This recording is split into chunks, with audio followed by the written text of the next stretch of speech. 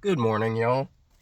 It is currently 12:33 p.m., March 19th, 2026, and I'd like to tell you a little story about the dream that I had this morning. And excuse my sniffles, and if my throat sounds weird, I'm still recovering from the sickness. Um, yeah, a little disclaimer. Like usual, my dream recall is still kind of shit, so there's a lot of the details towards the beginning of this dream that I don't remember.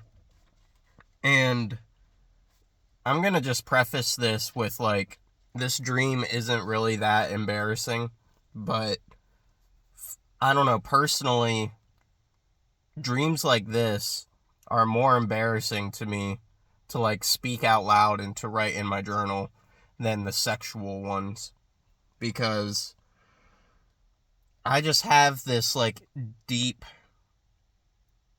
I don't want to say need. Need feels like a dramatic word, but I mean, let's be real. I'm a human, you know?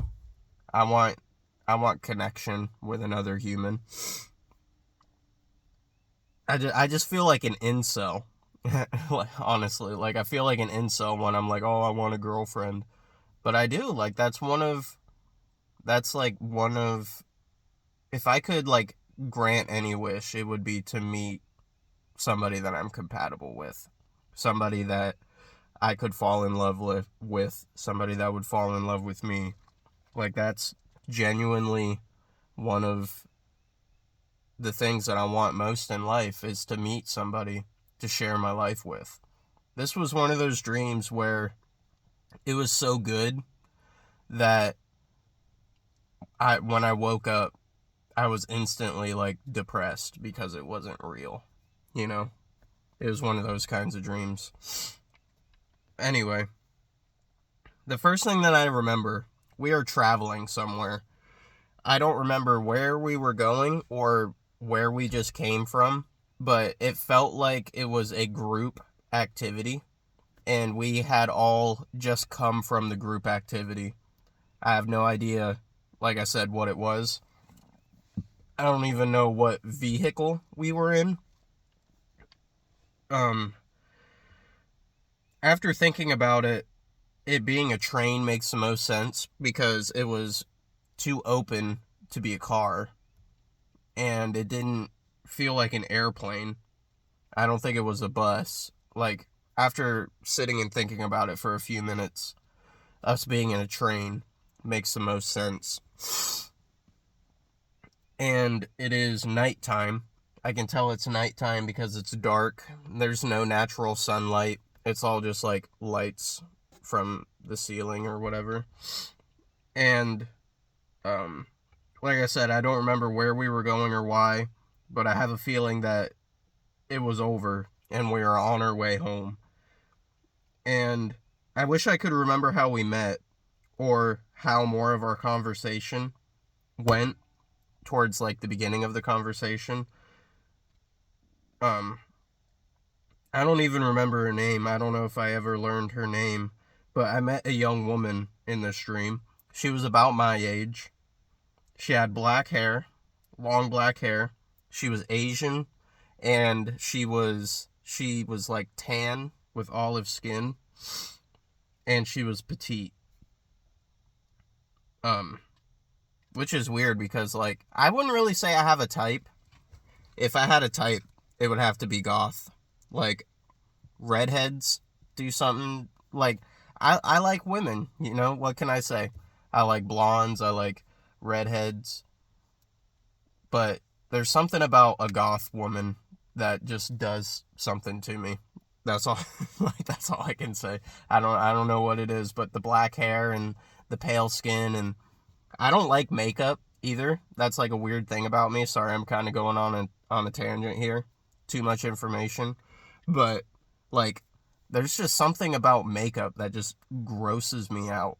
I don't know what it is. I think it's I've never been diagnosed with autism, okay? I'm not trying to self-diagnose myself, but something about textures just skeeve me out. And when I see somebody with makeup on and their face is all shiny, I just imagine their face being like, oh, oh God, like, I don't know how to describe it without it sounding really gross.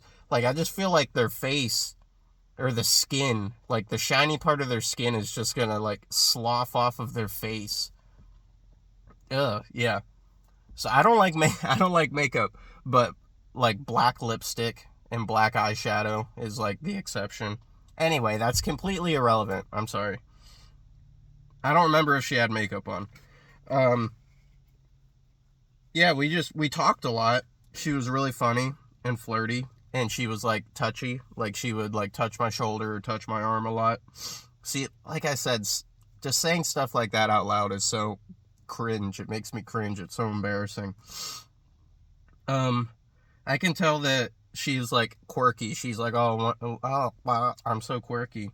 And I don't know if she's rich per se, but I could tell that she's well off. You know what I'm saying? Like she has that kind of personality. And um yeah, this, like I said, this is skipping a lot of the conversation. I don't remember that much of the conversation, but at some point when it just, I knew that it felt right. It just came out. I ask her if she's dating anybody. She immediately answers no. And then I ask, "Do you want to?" And she immediately answers yes. And I'm like, "Really? For real? We're doing this?" And she's like, "Yeah." And I'm like, "You're going to give me your number?" And she laughs and she says yes. So I then ask her where she lives. Because, like I said, I don't know. Like, we just met. Yeah, we just met. So I don't know her. Like I said, I don't know her name. I don't know where she's from. We are, like, on a vehicle traveling somewhere. And I don't know where she came from. So I ask her where she lives. And she kind of gives me a non-answer. She doesn't really answer. She's like, "Oh, we can travel if we need to see each other if we need to." And I'm like, "Yeah, it kind of does matter." I'm not going to dox myself, but I say the state that I live in. And I'm like, I don't say it out loud, but I'm thinking to myself, like, I got a job, you know? Like, I can't just travel whenever I want, and that's expensive. Um, I can't remember if I asked her or not, or if she just randomly showed me, but she shows me a video of her dog. It's a video of what I think is a black pit bull at first. And it's weird. Like the angle, it's like running around on the top of the seats, like in a van. They're like in a van or like a minibus. And it's like on the top of the seats. And it's just like doing zoomies in this freaking van. And I'm like, oh, that's a cute dog. But like part of me is like worried and nervous because like I know it's irrational. Honestly, I don't know if it's irrational or not, but I have a fear of pit bulls. Like, pit bulls just, it's kind of like one of those, it's like a phobia almost, but not that extreme. Like, I know some nice pit bulls, don't get me wrong. I know that pit bulls have the capacity to be good dogs, but I've just heard way too many horror stories to not be reminded of them when I think of pit bulls. So just when I think of pit bulls or when I see pit bulls, it like raises an anxiety alarm in my heart. You know what I'm saying? I'm sorry, John Bernthal. I know that pit bulls are cool and all, but it's just like, yeah, like I said, it's like irrational. It's almost like a phobia of pit bulls. And I'm like, well, shit, if we're gonna like seriously date, I'm gonna have to introduce this dog to my dog, and I know it's probably not going to go well. So I'm just thinking about that when I see this video. And then it gets a closer look. Eventually, like the angle gets a closer look at its face. And then I'm like, oh, I can tell that it's a boxer. It's not a pit bull, it's a boxer. And then there's also a little smaller dog. And I think that it might be part beagle. So I ask her if it's part beagle. I don't remember if she answered or not, but she explained that there was something wrong with its leg. Like its front right leg was like at a weird angle and it like walked weird. I think it was, she said it was like a birth defect or something. And I wanted to show her pictures or videos of Kojak, but I also wanted to be respectful and watch the video that she was trying to show me. But this video was going on like way longer. Like as I was watching, I was like, okay, this video is going on kind of long. And at some point, the topic goes back to us exchanging phone numbers. And she was going to give me her phone number, but she couldn't remember it off the top of her head. So she needed to, like, go into her phone to find it. And oh yeah, this is another thing I forgot to explain. Most of our conversation, she was on my left side. So I was, like, looking at her from the left side.